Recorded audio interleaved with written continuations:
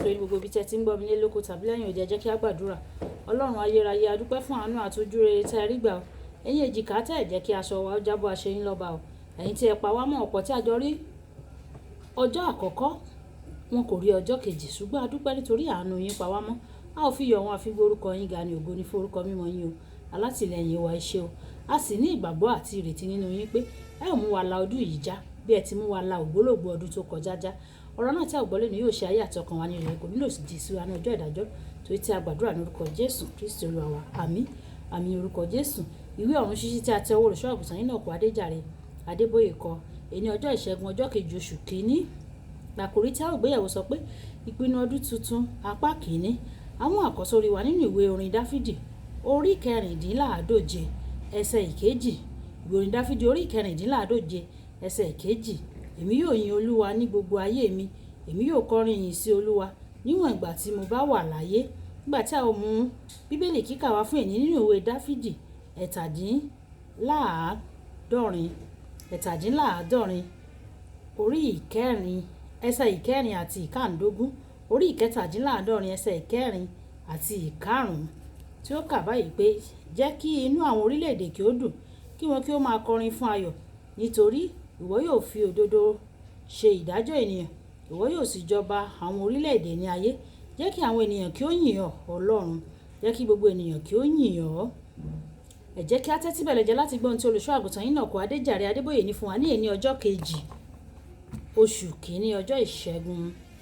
Ọ̀kan lára àwọn ọmọ mi ní ìgbà tí mò ń wàásù ní ìgbà kan sẹ́yìn, ó sọ pé Jákọ́bù ṣe làálàá fún ọdún 14 kó tó rí obìnrin tó wù ú fẹ́. Ìwé Genesis orí 29 ẹsẹ̀ ìkejìdínlógún títí dé ẹsẹ̀ 30. Nígbà tí Ísákì ní tirẹ̀, ó kàn yàn jáde, ó sì padà wá pẹ̀lú ìyàwó. Ìwé Genesis orí 24 ẹsẹ̀ ìkẹtàléníọgọ́ta títí dé ẹsẹ̀ ìkẹtàdínníọgọ́rin. Ó kàn rí ojú rere gbà ni o. Ìkejì ṣe làálàá.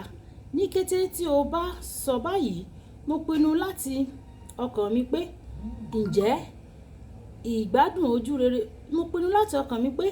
èmi yóò jẹ ìgbádùn ojú rere Ọlọ́run ní gbogbo ayé mi gbogbo. Ìpinnu mi yìí ló mú mi gbé ìgbésẹ̀ tí ó nípọn, ìpinnu ọdún tuntun. Àwọn ìpinnu wọ̀nyí jẹ́ ìgbésẹ̀ gbòógì tí màá gbé láti lè jẹ ìgbádùn ojú rere Ọlọ́run ní gbogbo ọjọ́ ayé mi gbogbo. Màá pín àwọn ìgbésẹ̀ wọ̀nyí pẹ̀lú yín o láàárín ọjọ́ 6. N ó sì fẹ́ rọ̀ yín láti mú un lókùnkúndùn dáradára o. Jọ̀wọ́ má fi ọwọ́ yẹpẹrẹ mú àwọn ìgbésẹ̀ tí mo fẹ́ sọ fún wa fún ọdún tuntun yìí, fún ìpinnu ọdún tuntun kí o má gbàgbé bí ọdún ṣe ń tẹ̀síwájú o. Ní ọdún yìí, ju tàtẹ̀yìnwá lọ, màá pinnu láti yìn àti sin Ọlọ́run pẹ̀lú gbogbo ọkàn mi àti okun mi.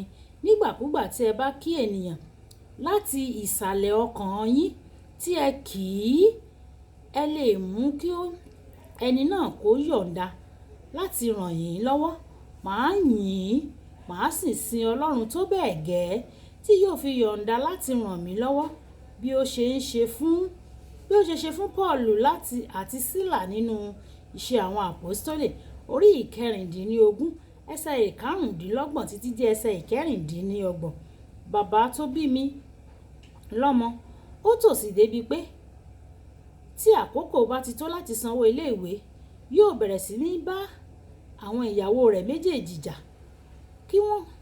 kí wọ́n fi lè má lè béèrè owó iléèwé àwọn ọmọ lọ́wọ́ rẹ̀.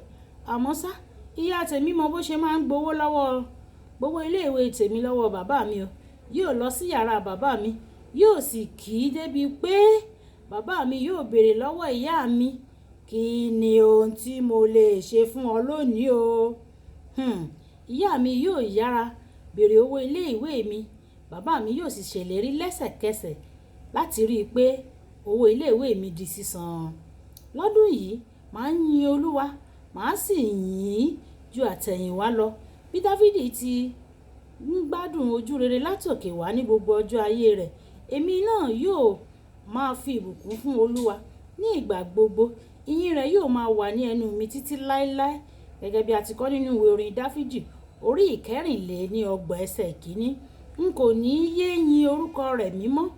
N ó mọ̀ọ́mọ̀ máa yìn ín ní ìgbà gbogbo. Màá yìn ín pẹ̀lú ohun gbogbo tó wà nínú mi. Ìwé orin Dáfídì orí ìkẹtàléníọgọ́rùn-ún ẹsẹ̀ ìkíní. Màá pókìkí, màá gbé e ga. Gbogbo yóò sì fi ojú rere rẹ̀ bò mí nígbà gbogbo títí ọdún yìí àti ọdún tó ń bọ̀. Èmi yóò yin Olúwa mi títí láéláé. Ìwé orin Dáfídì orí ìkarùndínláàádọ́fà ẹsẹ̀ ìkíní dé ìkejì. Ìwọ ńkọ́ o? Lo àkókò tó péye láti yin Ọlọ́run lónìí kí o sì jẹ́ kí èyí di iṣẹ́ rẹ lójoojúmọ́ láti àkókò yìí lọ.